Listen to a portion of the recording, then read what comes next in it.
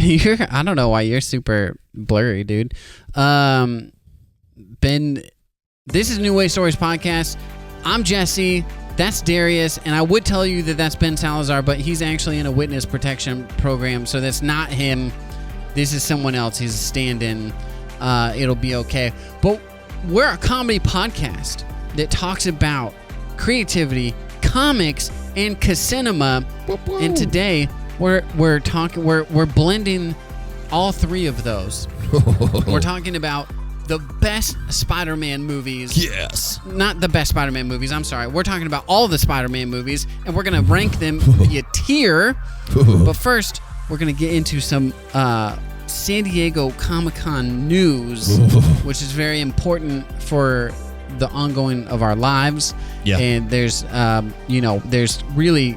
San Diego Comic-Con could say that they're also into creativity, comics, and cinema as well. But if they did, we would sue them. Oh, I'd sue them. I'd sue them butts bled. so hard.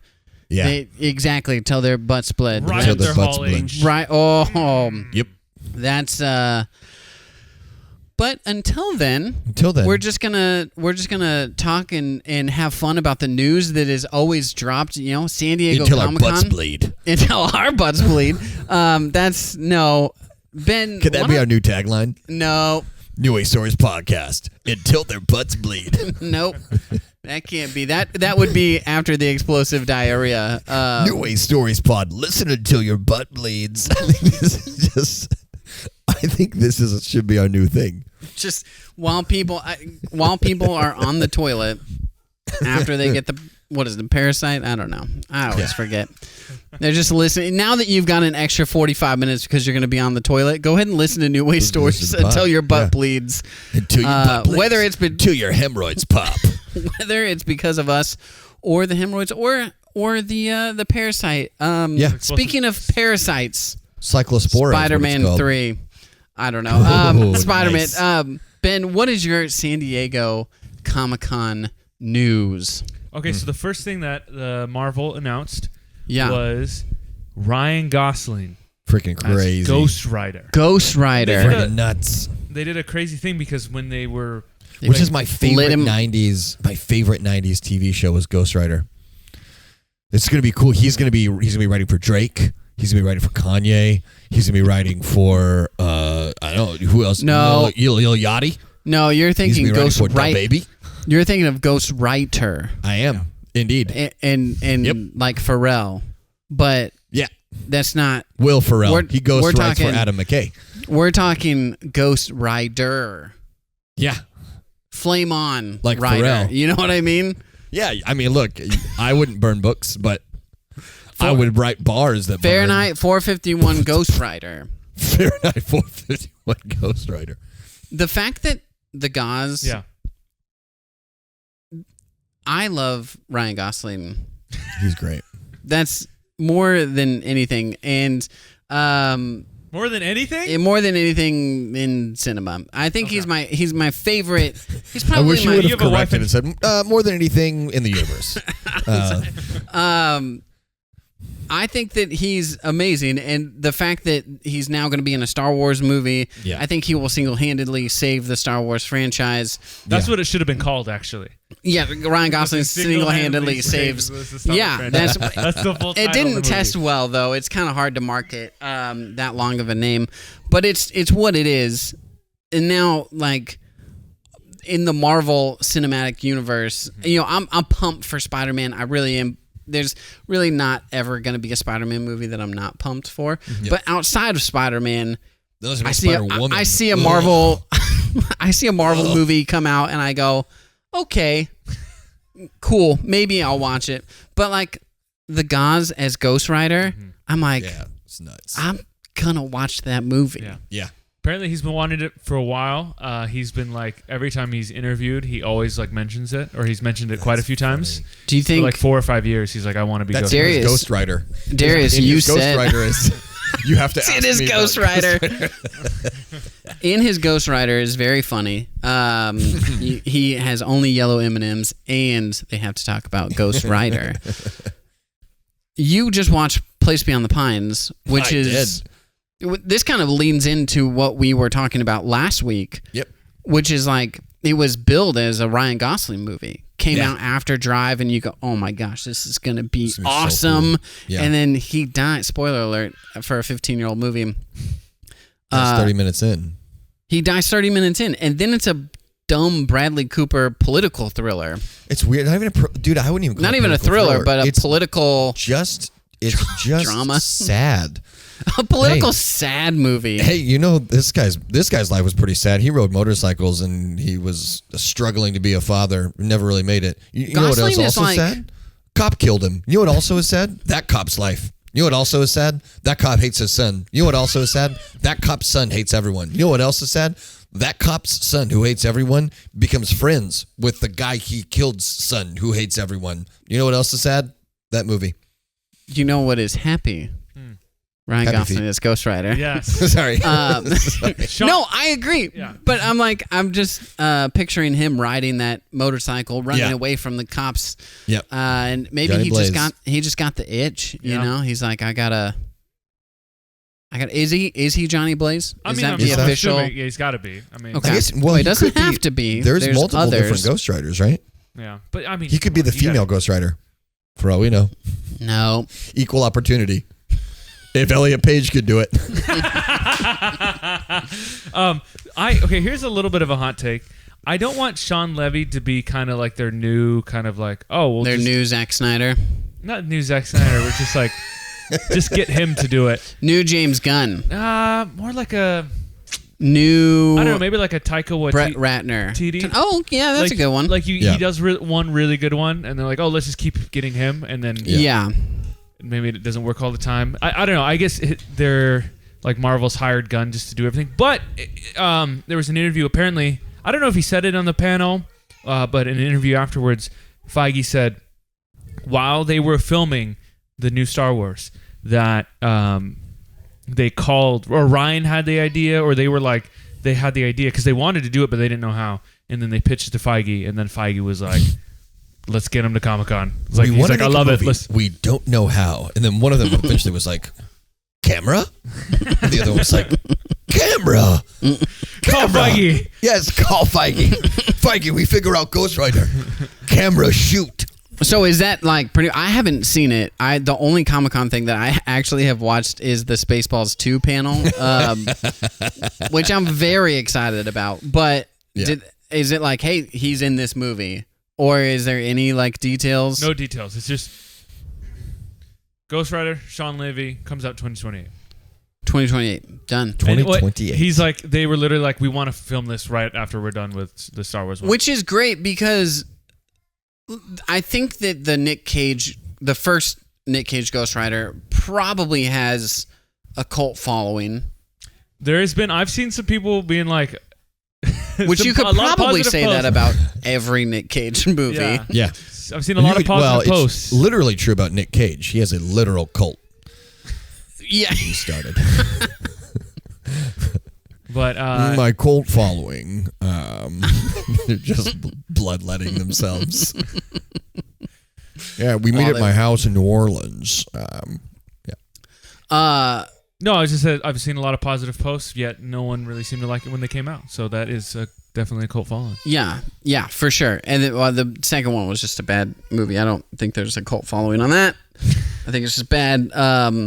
But I wasn't like on the Nick Cage Ghost Rider bandwagon. Mm-hmm. I think the potential is what this could be is I was not a Guardians of the Galaxy comic book fan. I'm not a Ghost Rider comic book fan. Right.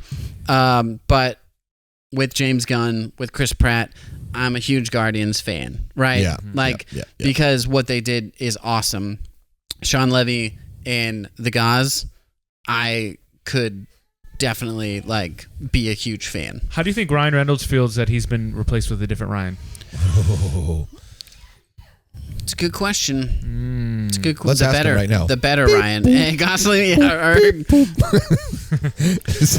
Mr. Reynolds, we just like Jerry Springer him. Did you see the video of him? Go ahead. Oh, you were saying something that is on topic. I'm not. Wow, I was going to say he walked around at Comic-Con in the gray Deadpool costume.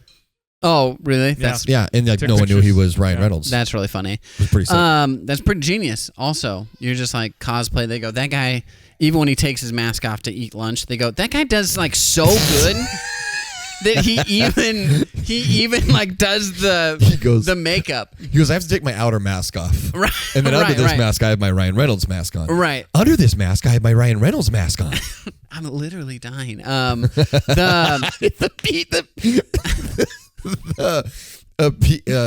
his freaking name? I don't know why. Tim Robinson sketch. Yeah. I think it's too much freaking stuff. I was going to say I rewatched the Austin Powers 1 and 2, and I'm here to tell you guys it holds up. Number so 2, funny. They do a scene where they're on Jerry Springer, and it's my dad is trying to take over the world, and so Scotty's on it, and he's like, I don't know, he's like, was frozen in space, and he goes, well, we actually have him, Dr. Evil. You want to come out? And it just like has this whole thing. There's a Nazi on it, and he's getting in a fight with Dr. Evil, and Dr. Evil takes his hat and he goes, huh? I got your hat. Yeah. I got your freaking hat. It's absurd, but very funny. I love that scene. He goes, you're not evil, Scotty. You're semi-evil. You're quasi-evil. Quasi-evil as a kid. Quasi-evil is a great line. The funniest line ever. All right, what's the next? Yeah, I was going to say next. The only other big thing is Black Panther 3 is happening. Okay. And so they cast a new Black Panther, who will play T'Challa's son. Remember at the end of the movie? Okay. Played by Elliot Page. Played by Elliot Page. Doing blackface, which is like, it's very woke, but like not woke at the same time. It's like a new level. Dude, I would if Elliot Page came out as transracial. Do you know how happy I would be? Transracial. Robert Downey Jr. I would be over the moon. They go, you can't be trans. That's transracial. That's like a bad wrong. Thing. And she goes, two negatives. Okay, sorry. So it's David Johnson, who's been in just a handful of things, not a big name. I was going to say, you can't cast another big name. Mm-hmm. You know what I mean? Like, you do have to have somebody like that is a nobody to kind of step into those shoes, because I don't know, it's if you are going to replace, and I know they're not replacing 1-to-1, but you have to do a nobody. Like if they tried to, I don't even know. Dude, it'll be like another Jonathan good Majors. example, but yeah. Give him another Majors shot. Comes back, he would crush. Dude, he would be such a freaking phenomenal Black Panther. But yeah, I just don't think. Yeah, I just don't think that it would work. So I was pleased when it was like not a household name. A younger guy, so he'll definitely carry the franchise for a while. So I'm excited. So that's a big Marvel stuff. And then Spaceballs 2. Oh, yeah. I'm going to just say it because I was telling Ben before the pod, one, they got it done before Mel Brooks passed away, which is amazing. Apparently, every time that's crazy. Every time a new Star Wars movie has come out, he like calls Rick Moranis, is like, we got to do it. We got to do another one.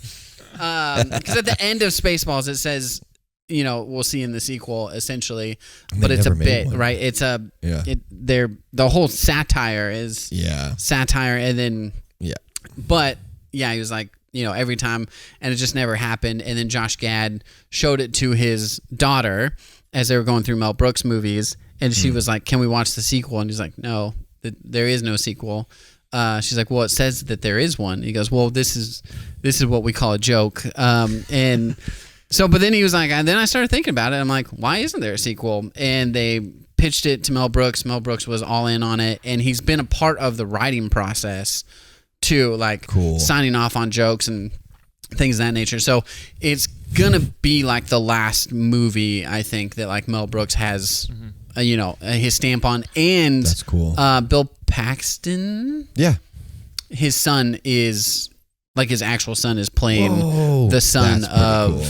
I forget his name, but it's the only time nepotism is appropriate is when you're playing the son of the character that your parent. Yeah, and he's gonna be in it. That was kind of funny because I forget the actor's name, but him and his dad, Bill Paxton, were trying to do a movie together, and they're like, how cool. Awesome would it be to do like an Oscar, like a drama, real acting. But then this came up, and they were like, well, this is probably better actually to act together in this. So, and then Rick Moranis has come out of retirement to reprise his role as Darth Helmet. And super Rick Moranis really hasn't acted in serious movies. Ever. Not serious, like actual movies. Sorry, not serious movies, serious projects. He's done like little voiceovers and little cameos, and he makes like Jewish folk music that have won Grammys. Amazing. But on a sad note, like I was telling Ben, he was in the movie City Slickers with Billy Crystal and had to pull out of it because his wife got sick and passed away. That's why Danny Stern, who plays Marv in Home Alone, is in the movie City Slickers. Whoa. Because he took Rick Moranis' spot. But Rick Moranis hasn't acted because his wife passed away, and he goes, you know what? I'm going to just not act, and I'm going to spend time with my kids up in Canada. Amazing. And so that's like what he did for all the 90s and early 2000s. Wow. That's really so cool.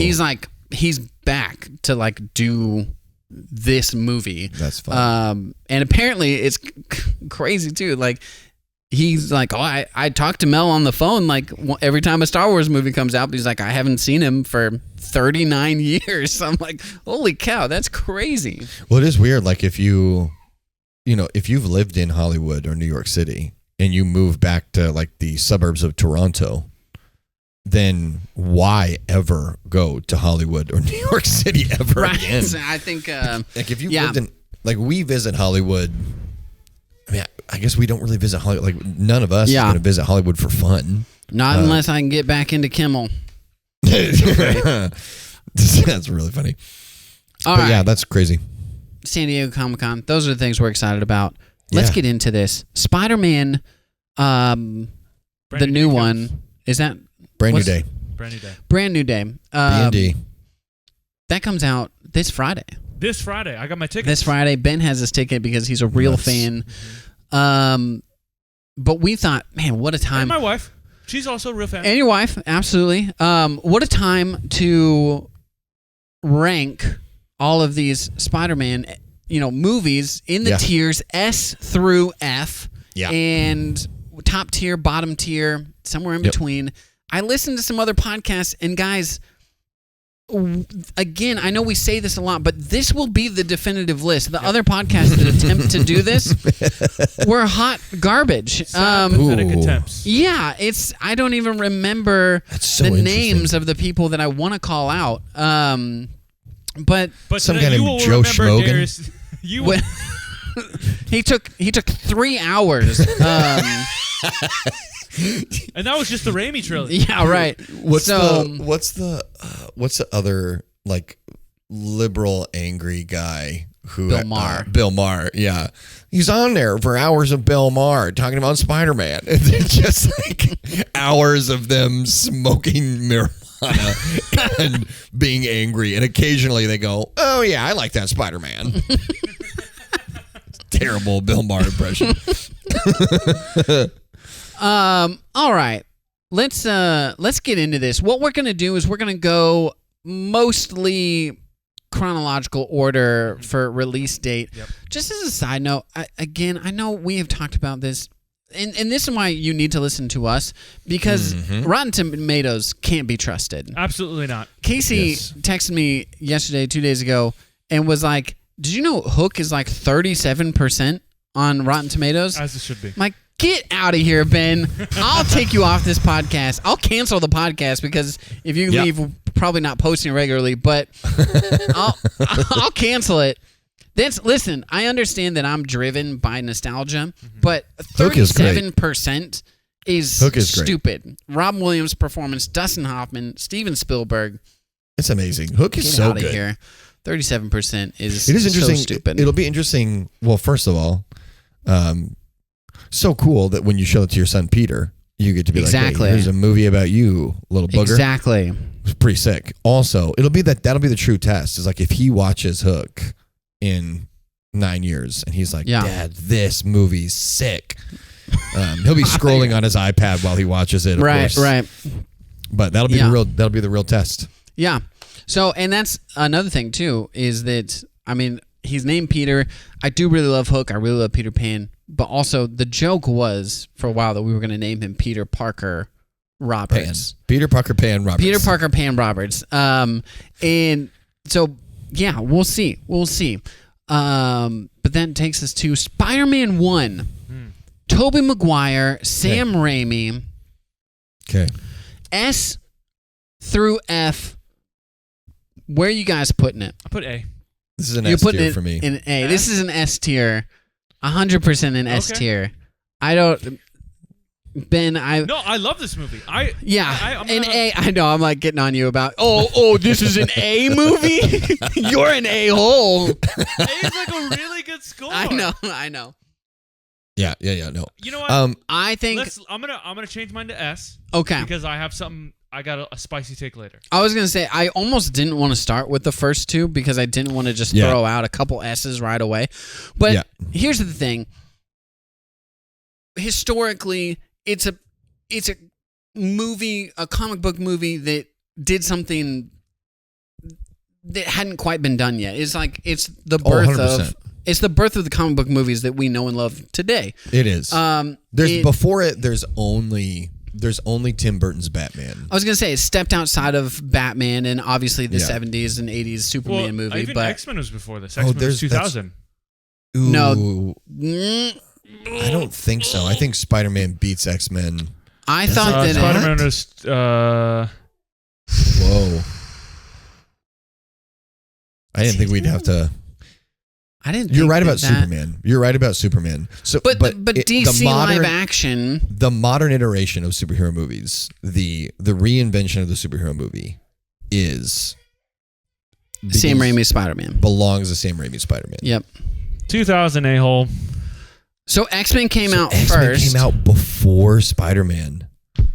That's wild. It was released. When did Spider-Man come out? 2001. Obviously. I think or 02, I think. No. Not 02, but 01. Well, it may have been 02. Oh my gosh, I'm right again. What? Can you guys just What?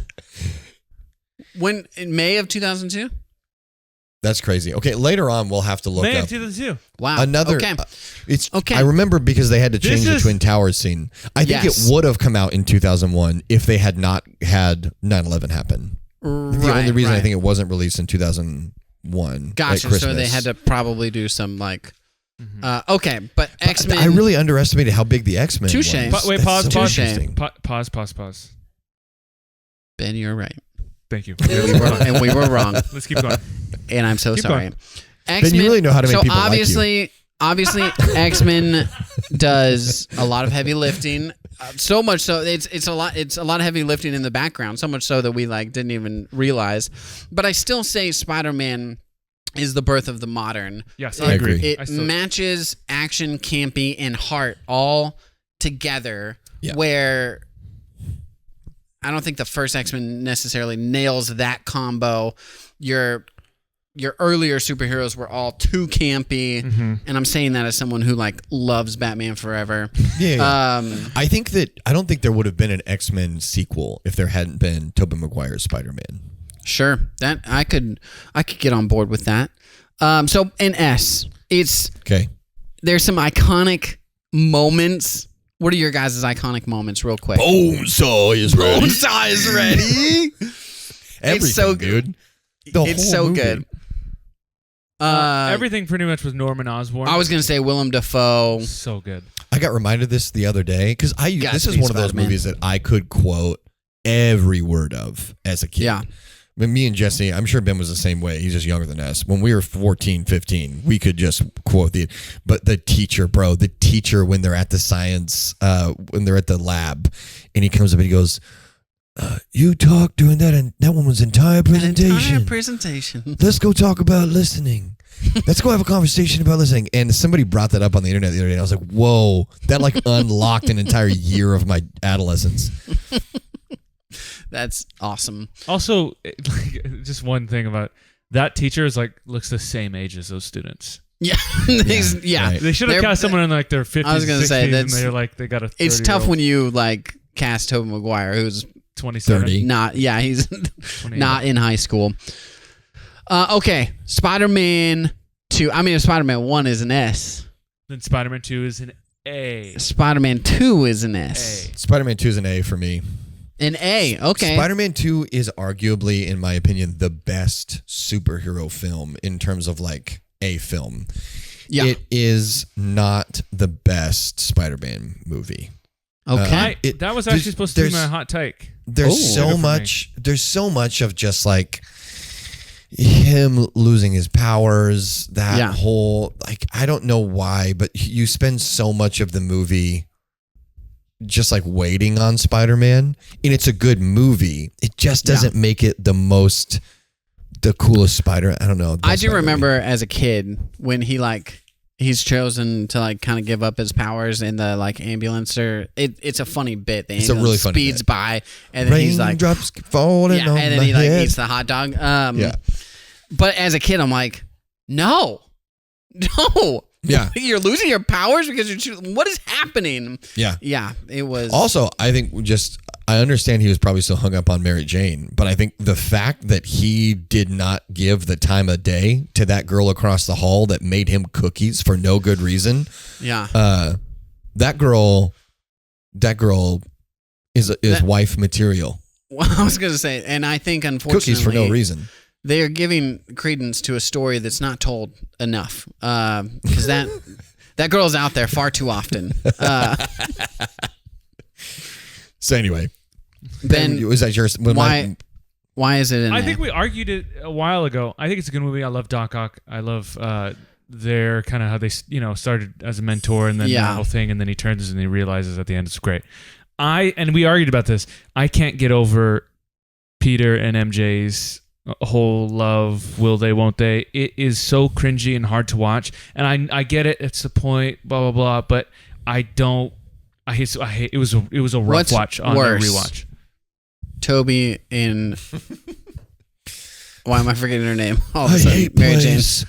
Plays are rough. Ooh. They make you sit for hours in the same seat. It's coarse. Listen to coarse dialogue.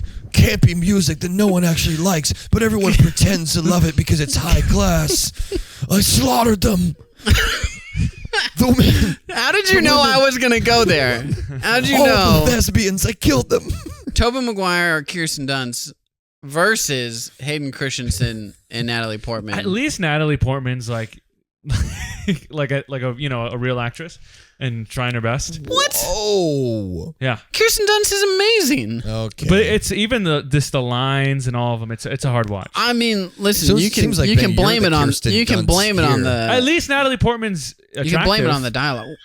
I would. Okay, well, we're not going to judge the female actors based on their scalable, rateable appearance. Ben, S tier. Natalie Portman, S tier. That's crazy. No more. That's I don't even know what to say to that. Yeah, well, I don't know if we can. I guess my goal this episode is to be like the worst person. Well, mission accomplished. I'm good with A tier. It's hard for me to not put it also in S because I do think, when we were ranking our best Marvel movies, didn't we put this? It was like Spider-Man 2 versus Infinity War. No, it was Endgame. Or Endgame. Man, yeah. Tough. It was like. Oh, no.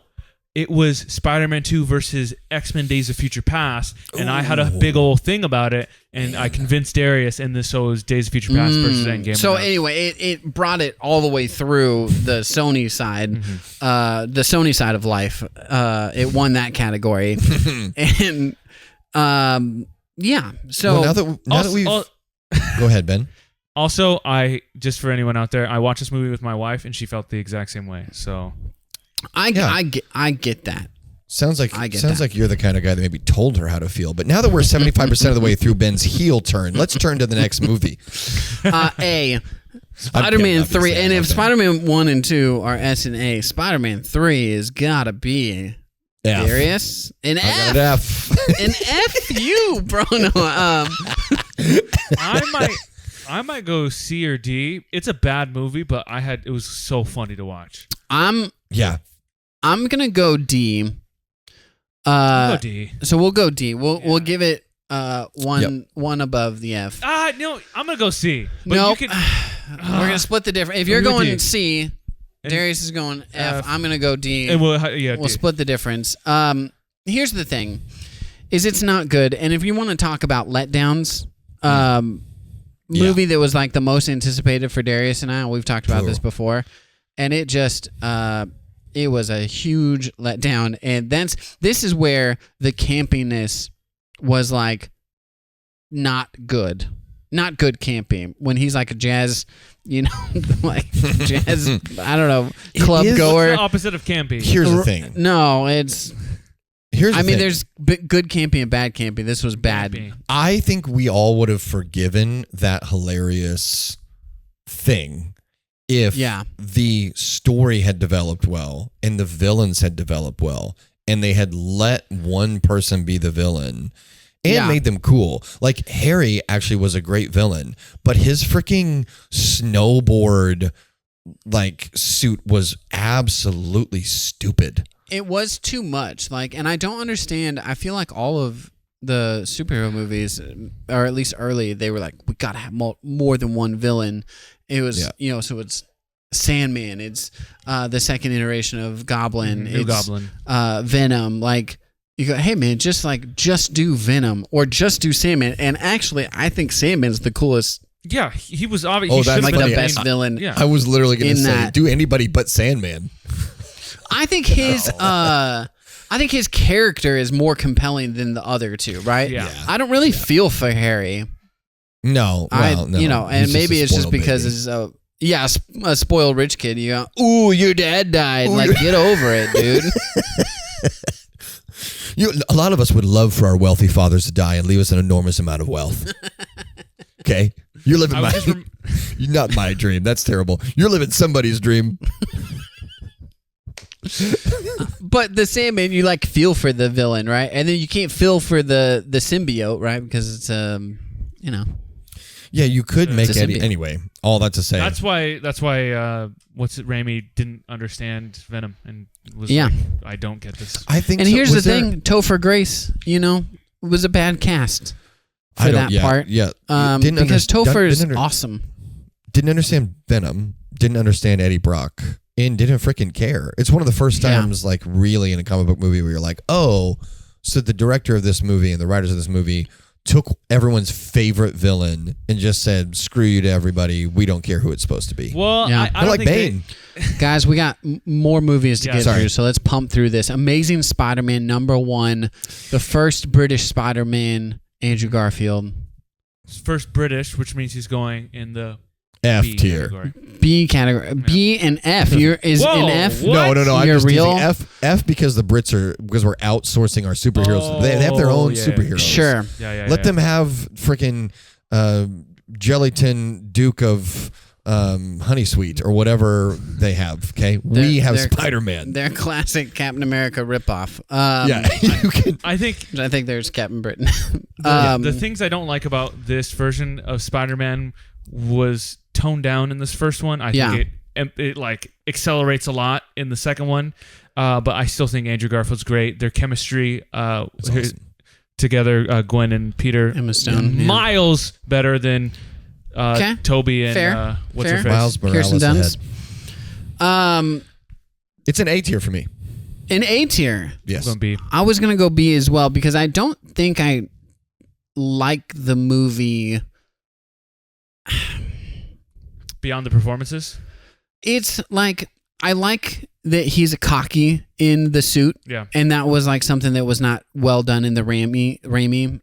He's a little insecure as Parker and then cocky in the suit. I liked that. The skateboarding scene knocks this out of the S and A tier for me. Yeah. Purely. Also it's do cool skateboarding stunts, not this weird I don't know, one arm. Also, they made a choice that it was in that scene. It was physics defying, and it's he can do really cool things, but he can't defy physics. What did he do? It's like in one of the half pipe scenes or whatever. He like you can see in the CGI. He gets to a point where you go, that's probably where he should stop. But somehow his spider powers get him an extra 10 feet, and you're like, why? How? Could he not have kicked the ground at spider strength before he went into that half pipe? He could, but it's literally it feels like it slows down, and then he keeps going, and then it keeps going, and spider it's just like, fart. So and then I'm like, get someone who shoots skateboarding films to do the B-roll here of like, or the montage. Anyway, I do think the skateboarding stuff is the only thing for me that would actually knock it out of A tier. But I've overlooked the skateboarding stuff because the other elements of it to me are so great. Yeah. Okay. It is good. Yep. It is good. So you guys both want A? The scene where Flash comes to check on him after his uncle dies is so good. The chemistry, it's the only Spider-Man movie that we've ever had where it is a romance. And like that's one of the things I love. Okay, sorry. So good. All right, so we're gonna go B because I also am putting it in a B.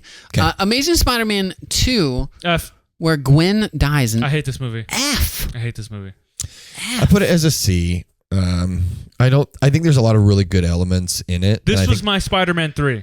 Okay. Oh yeah. So what are your good elements? Go rapid fire. Darius. Again, the romance arc is amazing. The romantic tension between Peter and Gwen in this movie is so good. The acting is great. I think her dying and how they pull that off was like really good and heartbreaking. Yeah. Ben, why do you hate it? Yes. I hate Amy Pascal. Who that?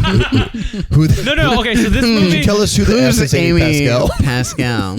She's the reason that that all of these Sony Spider-Man movies are awful. Madam Web, Morbius, Craven. She's so bad. Okay, you just named 3 of the greatest movies of all time. So what? So what? I'm sorry. Did we shift to just S tier movies podcast? I need Morbius of that in my life. That wasn't good. The things I don't like in Amazing Spider-Man. That was an F tier joke. I like that joke. They want to be the MCU so bad, and it was pretty tame. You got all these little Easter eggs, and kind of like what Snyder did in Dawn of Justice, where they look at files and it's just little pictures of all of them. They did a lot of that in these movies, and they did it so much in this one that it just distracted from anything that was good in it. Like they wanted to do the Sinister Six so bad, they wanted to do Harry, and then they wanted to do, but then the other lizard, and then maybe he becomes like an actual like monstrous lizard, but then there's that in the movie, and then there's Electro in the movie, and then like and then they were going to introduce Mary Jane. It's like it's just a desperate. Yeah. You're right. It is too many things.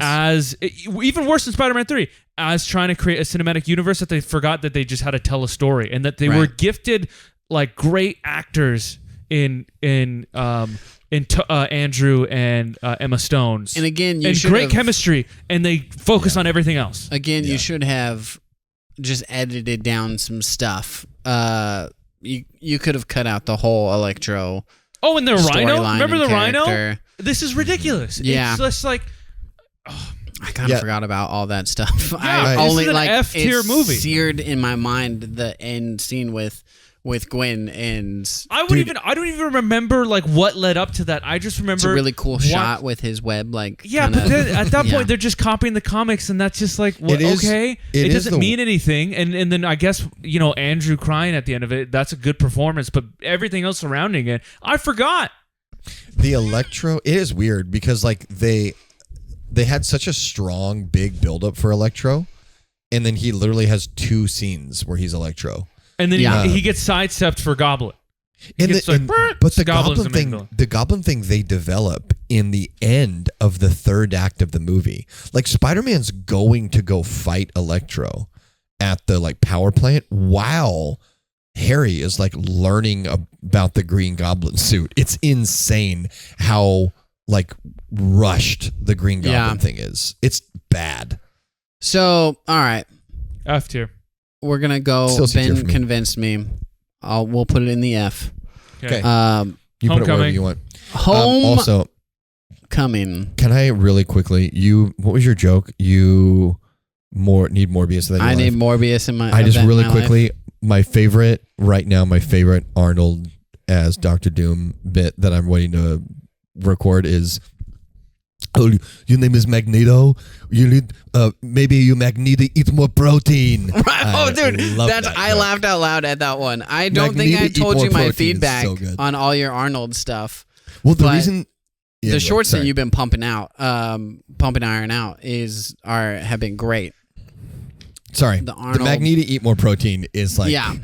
I think when I sent it to you, I said you need you should eat more protein. Yeah. And instead, I should have said you need to eat more protein, and that is premium. Anyway, sorry. That's good. All right.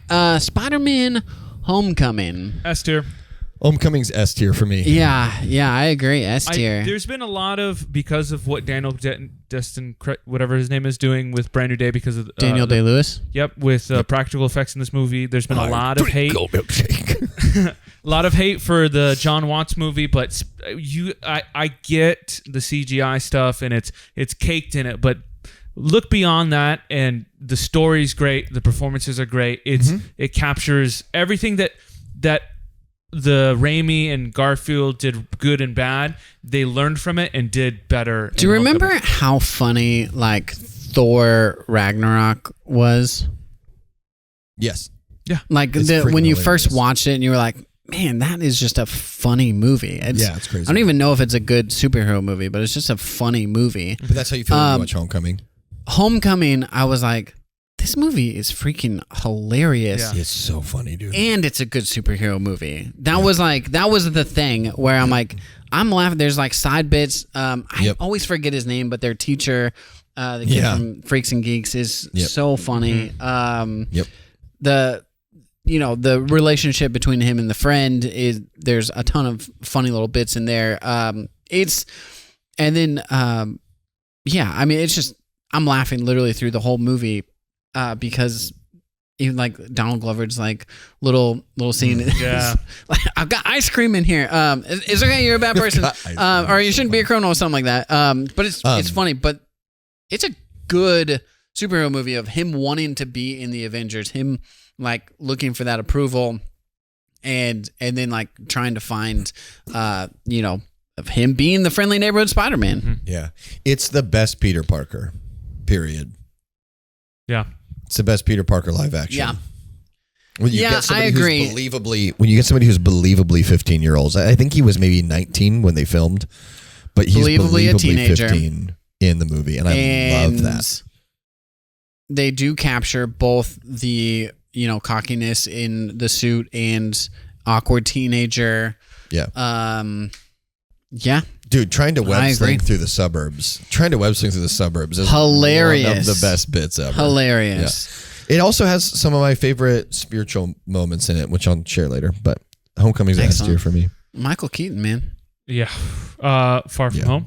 That was just as a side note, that was a cool way to create a supervillain, was to get the gear from the cleanup of after the first Avengers. Also, it made sense in the world of how this random guy could. Also, if you have something spiritual to say, this might be the time. I don't know if we'll. Yeah, we may not. Oh, we're like. Oh, you're we're fine. Bumping up the clock here. I just think the moment when he meets Stark on the rooftop and he thinks it's like a automaton bot, and he goes, "I'm nothing without this suit." And Tony goes, "If that's true, you shouldn't have it." For me as a pastor, I was like, man, like if you're nothing without your calling, if you're nothing, if you can't be a husband, I know people, my wife and I haven't been able to have kids. If you're like, well, I'm nothing if I don't become a mom. I'm nothing if I don't become a dad. I'm nothing if this thing, then that is a clear indication that thing has more pull on your life than it should have. And those are all good things. I'm not trying to I would never shame somebody for feeling that way, but it's a good reminder. If you need something that badly, then what you really need is Jesus. Yeah. To I mean, be, it's the identity thing, right? It's where do you find your identity? And this is where you start to like kind of talk through, like use kind of bigger words that feel too intense for it. But the reality is when we talk about idolatry, right? Where you go, this is my identity. And this is why like divorce happens like in the first 2 years, 7 years, and after the kids are out of the house, right? Because you've found your identity as a parent. Who are we? And then in your empty nester. That's why I neglect Peter all the time, so that I can like be a better husband. But like that's why you have to have your identity in Jesus, because it's stable, it's never changing. If you have your identity in a podcast or creativity or whatever, or a parent, that changes. Like you will become an empty nester. It will look different. Yep. So Homecoming's for me. Have your identity. You can have it as your secret identity, but you can't have it as your main identity. Elliot Page. Is that not? All I don't right, even know what that's supposed to mean. Spider-Man. I would love to meet. Far from home. Far from home. I'm gonna go A tier, and I've actually had some thoughts that I think you'd appreciate. Okay. I think what definitely holds this movie back is the big global threat scale at the end of the movie. Yeah. Even though it was all kind of a facade, but I really like thinking about it. I really enjoyed him going on a bunch of little hijinks as Spider-Man, but also on a road trip. I thought that was so fun. It's my favorite part of the movie. But I really like Jake Gyllenhaal's Mysterio. Yeah.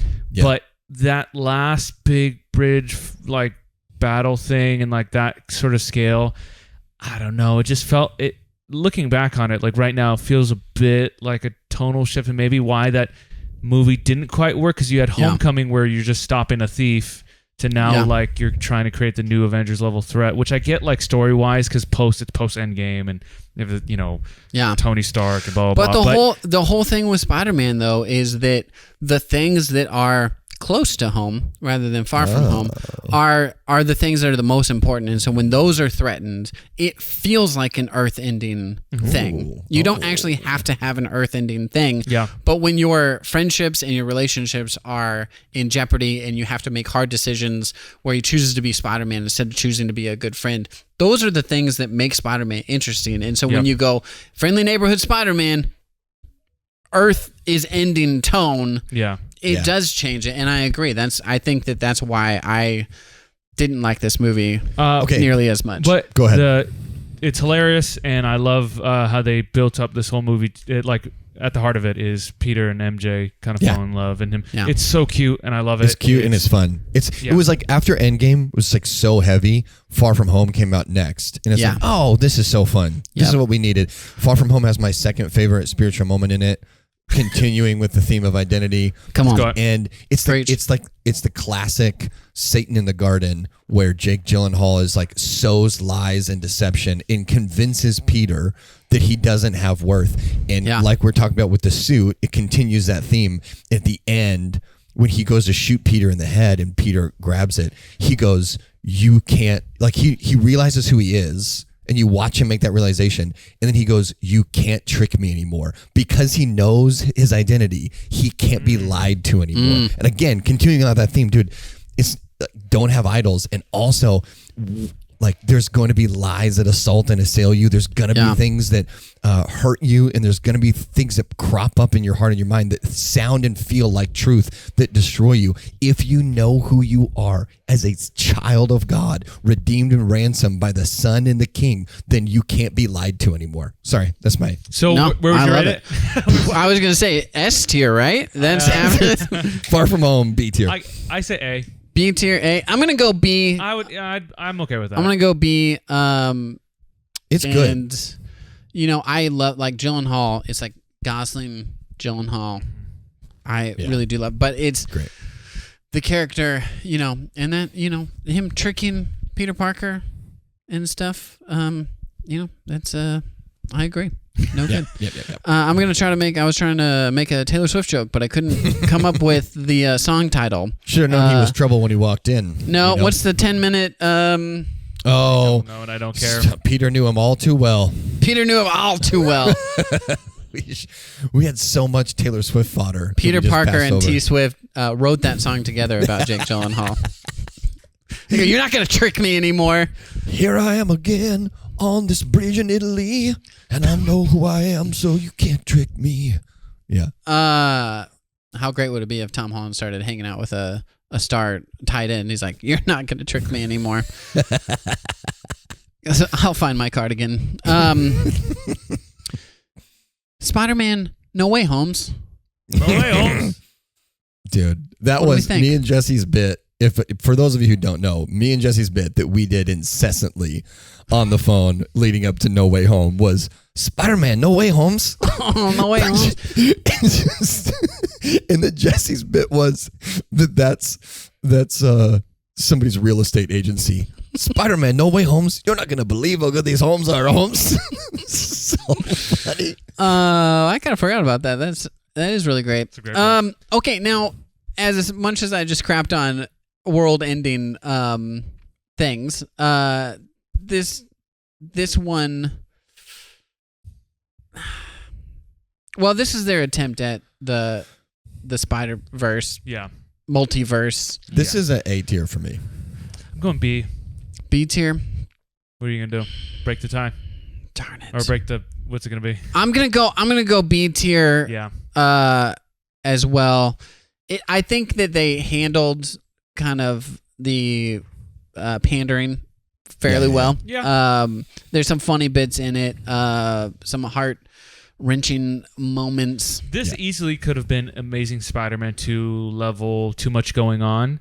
And, I mean, it's credit to, Feige. I was going to Watts, say, it the did not writers. feel as what we were talking about with Amazing Spider-Man 2 or Spider-Man 3. It's a lot going on, and it is contained. Yes, but It does just, hinge on you having watched 6 other movies, and so that's That's true. But it's a safe bet for, Yeah. I guess not for the younger kids, but Dude, most for of the us, world. it's like, who hasn't? Yeah. All right, just into the Spider-Verse. 30 seconds. What? Less than 30 seconds.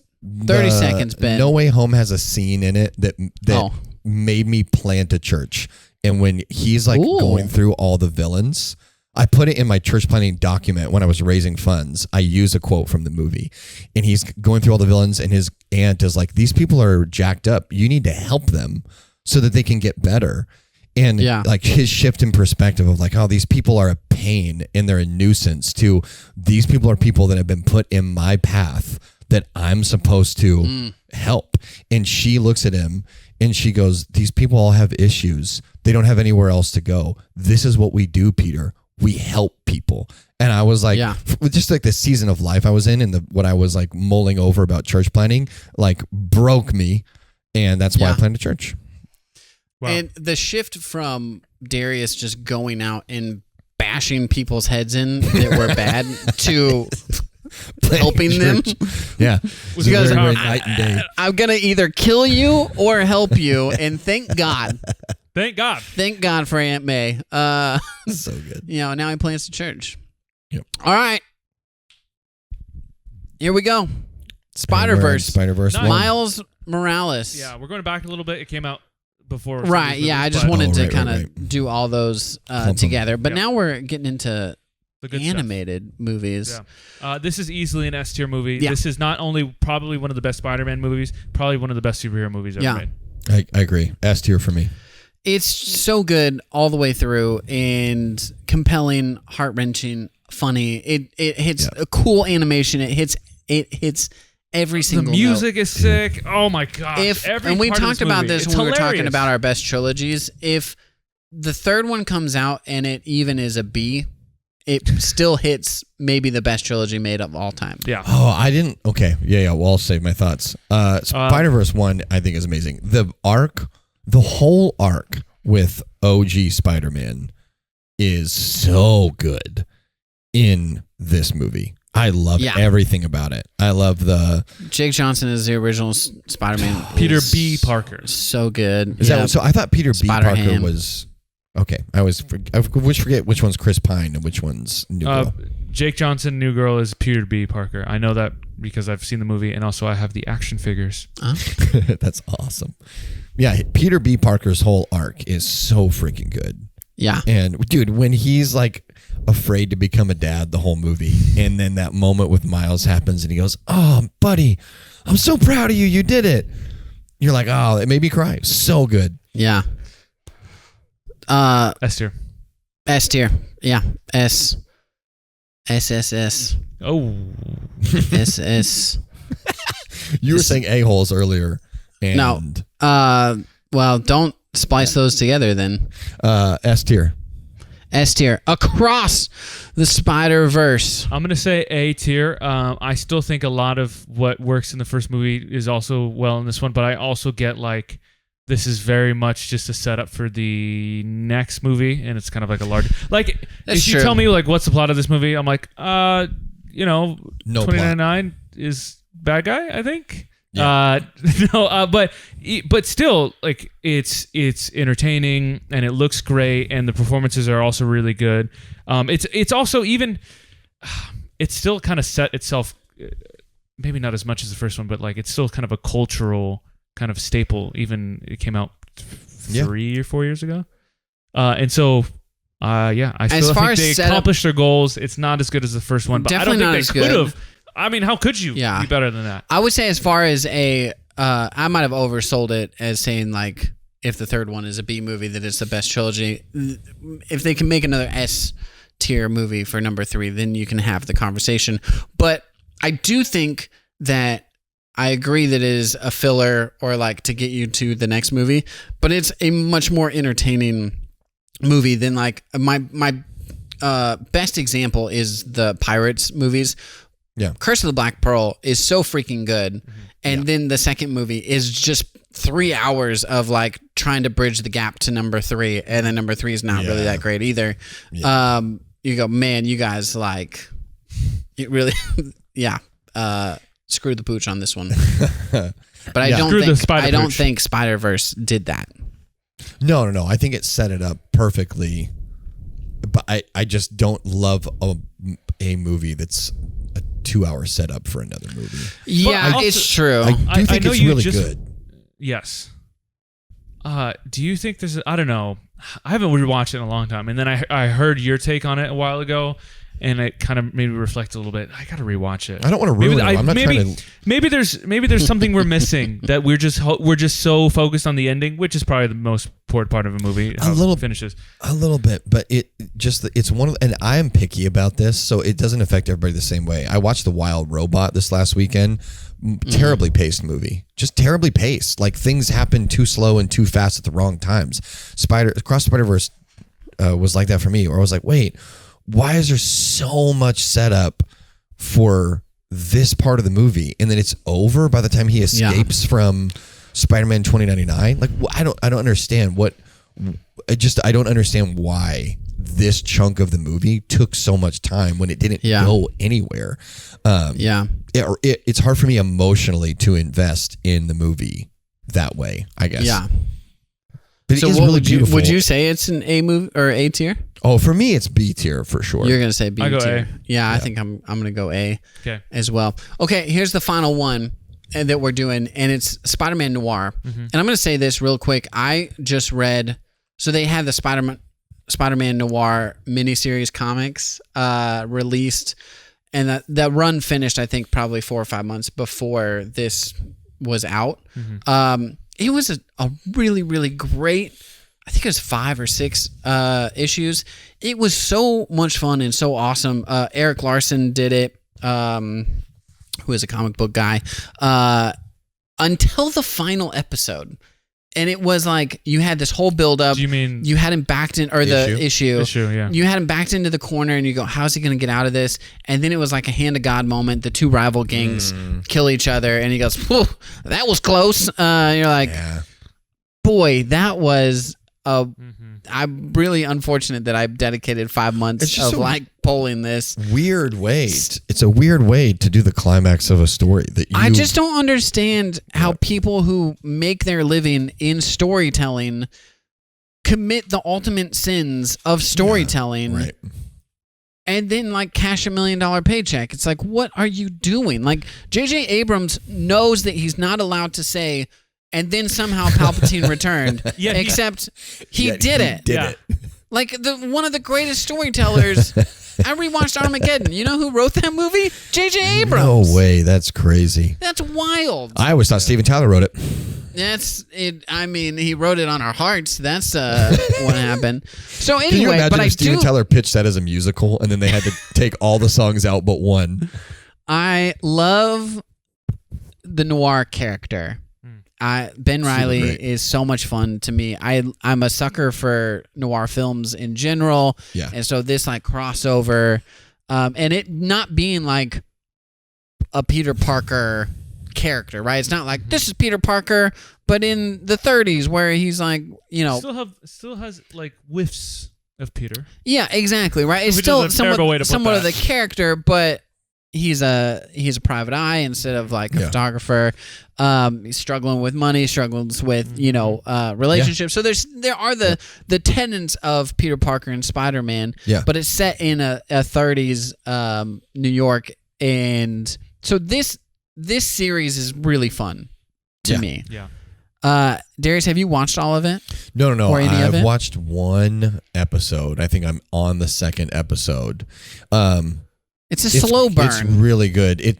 I'm not in a place the last couple weeks where I'm mentally and emotionally have the capacity to like jump into something that's a little bit slower, but it's really, really good.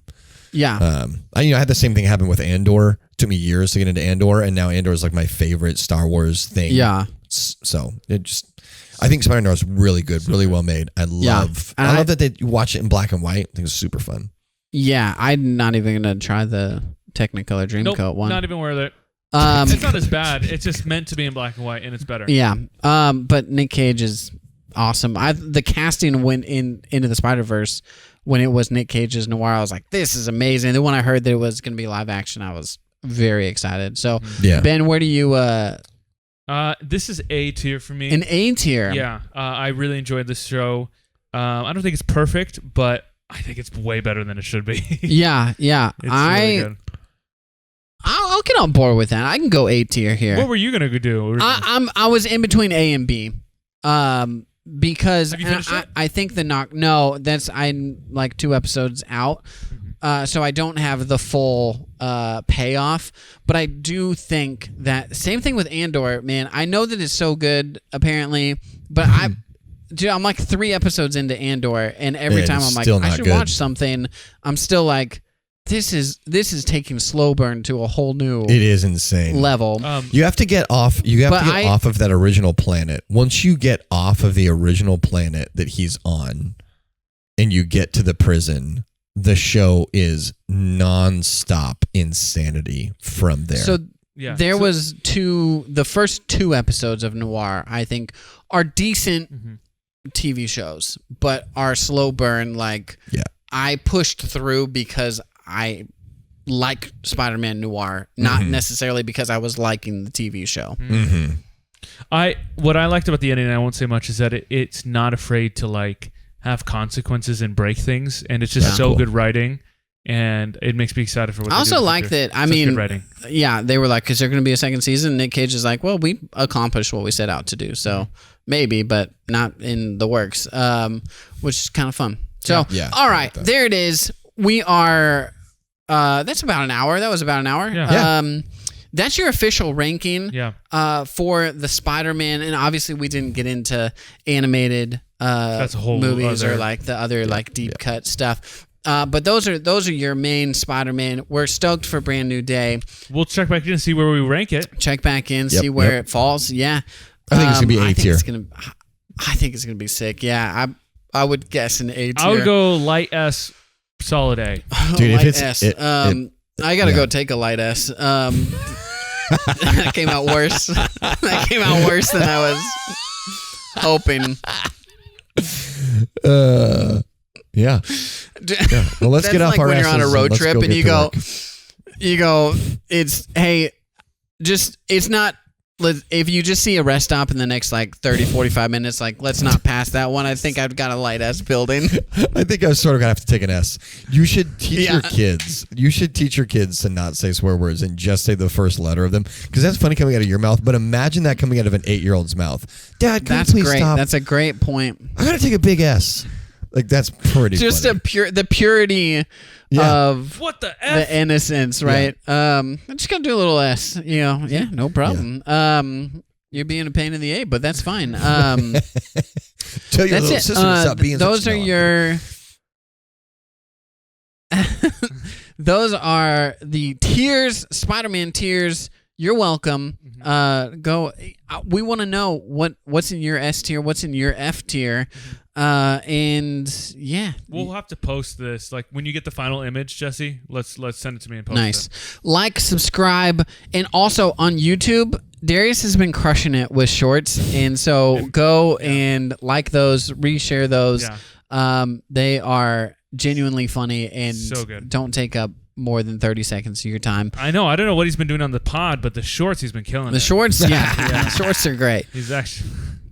Expelliarmbar is still nobody else is doing a Patty Pimblett impression. I'm the only person I've seen do a Patty Pimblett impression. I do have to run though. I told our all right, we'll see you later. Let's get out. Let's get off this thing.